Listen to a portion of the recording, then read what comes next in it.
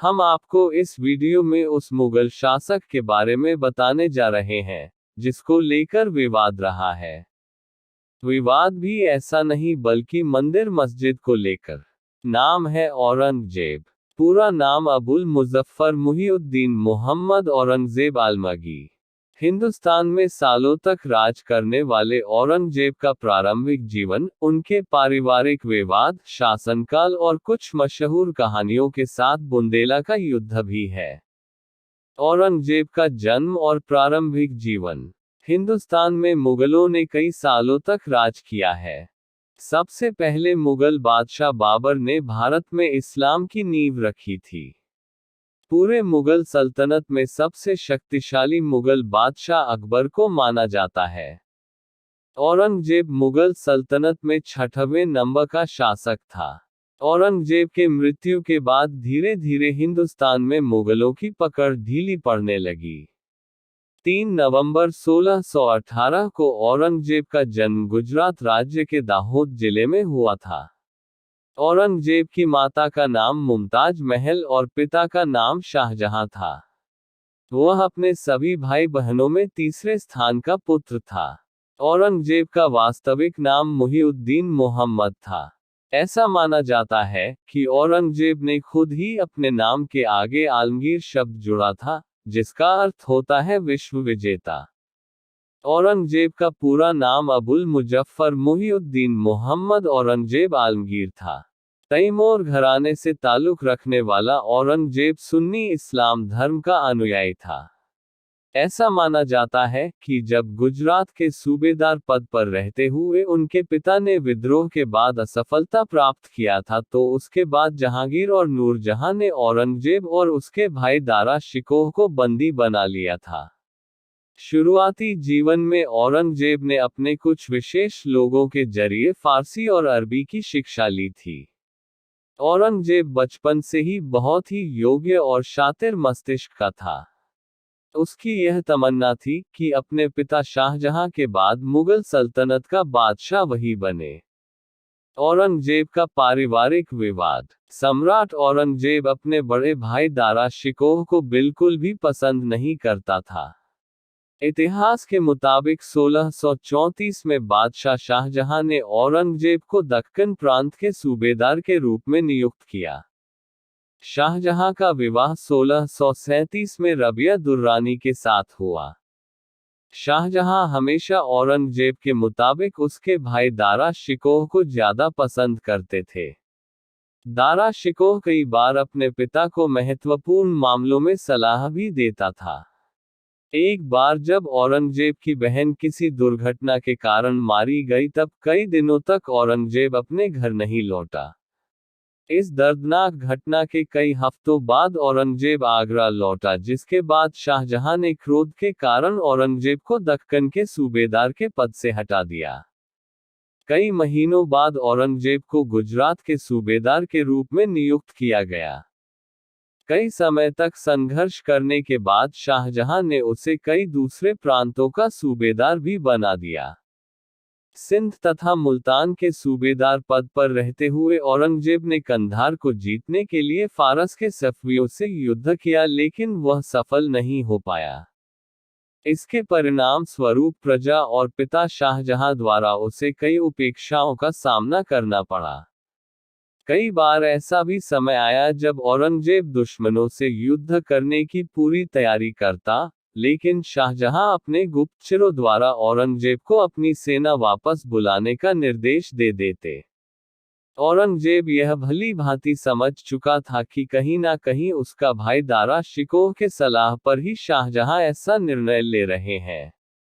अपने माता पिता और अन्य भाइयों के लिए औरंगजेब के मन में एक जहर भर चुका था। मुगल सम्राट औरंगजेब का शासनकाल। औरंगजेब के साथ ही उसके भाई दारा शिकोह और शाह शुजा भी मुगल सल्तनत के महान राजगद्दी पर बैठने के लिए हमेशा से ही प्रतीक्षा करते आए थे। एक बार ऐसा समय आया जब शाहजहां बहुत बीमार रहने लगे। उनकी हालत को देखकर सभी को ऐसा ही लग रहा था कि यह उनके अंतिम क्षण साबित होने वाले हैं। राजगद्दी के लिए अब तीनों भाइयों में आपसी मतभेद और संघर्ष प्रारंभ हो गया था। शाह शुजा ने मौके का फायदा उठाते हुए खुद को पूरे बंगाल प्रांत का राज्यपाल घोषित कर दिया। उसी समय औरंगजेब भी गद्दी हथियाने के लिए इंसानियत की हद को पार कर चुका था और अपने सभी प्रतिद्वंदियों को मौत के घाट उतार रहा था। औरंगजेब अपने भाई दारा शिकोह को पहले ही देशद्रोह के झूठे आरोप में फंसाकर मृत्युदंड दे चुका था। औरंगजेब के आतंक के डर से शाह शुजा को ना चाहते हुए भी भागकर बर्मा में शरण लेना पड़ा। सत्ता के लालच में इतना संघर्ष करने के बाद आखिरकार औरंगजेब ने खुद को राजा घोषित कर दिया और अपने पिता शाहजहां को 1658 में आगरा के किले में बंदी बनाकर कैद कर दिया। कुछ इतिहासकारों का यह मानना है कि सत्ता के लिए औरंगजेब ने हर उस व्यक्ति को मरवा दिया जो उसके रास्ते में अरोड़ा बनता था।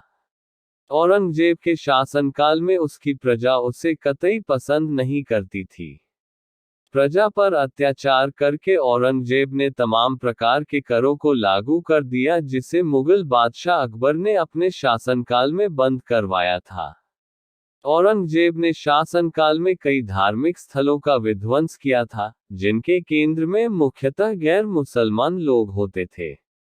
तथाकथित औरंगजेब के अधिकारियों में हिंदू, सिख और अन्य गैर मुस्लिम लोगों की भी भागीदारी होती थी। औरंगजेब ने अपने पूरे शासन का आधार कुरान को बनाया था। यहाँ तक कि औरंगजेब पहला ऐसा मुगल शासक था, जिसने पूरे हिंदुस्तान में शरिया कानून को लागू कर दिया था। इसके अंतर्गत भांग की खेती, गायन वादन, मदिरा सेवन और तमाम प्रकार के कार्यों पर पूर्ण प्रतिबंध लगा दिया था। औरंगजेब के शासनकाल में कई हिंदू मंदिरों को तोड़ा गया था, जिनमें विश्वनाथ मंदिर, केशव राय मंदिर इत्यादि कई और मंदिर शामिल थे। इसके साथ ही गैर मुसलमानों पर जजिया कर लगाया गया था, जिसे अकबर के समय में बंद किया गया था। 1678 ईस्वी में औरंगजेब ने अपनी पत्नी बेगम रबिया दुर्रानी की याद में बीबी का मकबरा बनवाया था। दिल्ली के लाल किले में औरंगजेब ने मोती मस्जिद का निर्माण भी करवाया था। औरंगजेब की मशहूर कहानी। यह बात 16 मार्च 1666 की है, जब छत्रपति शिवाजी अपने बड़े पुत्र संभाजी के साथ औरंगजेब से मिलने के लिए आगरा गए थे। इतिहासकारों का यह मानना है कि विद्रोह के लिए मराठों का नेतृत्व करने से पहले शिवाजी औरंगजेब के शासनकाल में एक सूबेदार थे। ऐसा बताया जाता है कि जब शिवाजी औरंगजेब के सामने गए तो औरंगजेब ने उनके साथ अच्छे से व्यवहार नहीं किया। परिणाम स्वरूप शिवाजी ने आत्मसम्मान को ठेस पहुंचने के कारण मनसबदार के पद को छोड़ दिया। जब यह खबर औरंगजेब को लगी तो उसे शिवाजी पर बहुत क्रोध आया। शिवाजी राजा जय सिंह के बेटे राम सिंह के निकेतन में ठहरे थे। औरंगजेब को जब पता चला कि शिवाजी राम सिंह के महल में ठहरे हैं, तो उसने शिवाजी को वहीं कैद कर दिया। कुछ दिनों के अंदर ही अपने जासूसों की मदद से शिवाजी वहां से भागने में सफल हो गए। जब औरंगजेब को शिवाजी के जेल से भागने की बात मालूम हुई तो उसे बहुत चिंता होने लगी थी, क्योंकि औरंगजेब को कहीं ना कहीं मालूम था कि शिवाजी के साहसी नेतृत्व के कारण कभी न कभी वे उसका विद्रोह जरूर करेंगे। यह उस समय की बात है जब औरंगजेब ने लगभग पूरे हिंदुस्तान पर कब्जा कर लिया था। औरंगजेब के नाम से हर कोई खौफ खाता था। उसने अपनी तलवार और खौफ के जरिए कई राजाओं को अपने अधीन कर लिया था। औरंगजेब और बुंदेलखंड के शूरवीर राजा छत्रसाल के बीच होने वाला बुंदेला युद्ध बहुत ही प्रसिद्ध है। औरंगजेब पूरे बुंदेलखंड को बाकी प्रांतों की तरह अपने अधीन करके वहां के लोगों पर अत्याचार करता था। तमाम मंदिर विध्वंस, मूर्ति खंडन और मारकाट के जरिए लोगों में एक छाप छोड़ दिया था। उस समय किसी की भी हिम्मत मुगल बादशाह औरंगजेब के विरोध के लिए नहीं उठते थी। इस युद्ध के बाद शिवाजी द्वारा नेतृत्व करने वाले मराठों और सिखों ने औरंगजेब के शासनकाल में विद्रोह कर दिया, जिससे मुगलों के हाथ से धीरे धीरे करके सत्ता निकलने लगी। इस ऐतिहासिक युद्ध को बुंदेला का युद्ध कहा गया। मंदिर मस्जिद विवाद। मासेर-ए-आलमगीरी के मुताबिक, औरंगजेब ने 8-9 अप्रैल 1669 को अपने सूबेदार अबुल हसन को फरमान जारी किया था कि वो जाए और काशी के मंदिरों को तोड़े। इस फरमान के बाद सितंबर 1669 में अबुल हसन ने औरंगजेब को अपनी जवाबी चिट्ठी में लिखा कि मंदिर तोड़ दिया गया है और वहां एक मस्जिद बना दी गई है। औरंगजेब की मृत्यु। औरंगजेब के जीवन के अंतिम क्षणों में मराठों द्वारा होने वाला विद्रोह बहुत बड़ा रूप ले चुका था। विद्रोह को दबाने के लिए किए गए सभी प्रयास एकाएक विफल हो रहे थे। जब औरंगजेब की प्रत्येक नीति विफल होते गई तब औरंगजेब ने खुद अपनी सेना को साथ लेकर दक्षिण में युद्ध करने के लिए गया। वहां उसने कई सालों तक सेना का नेतृत्व किया।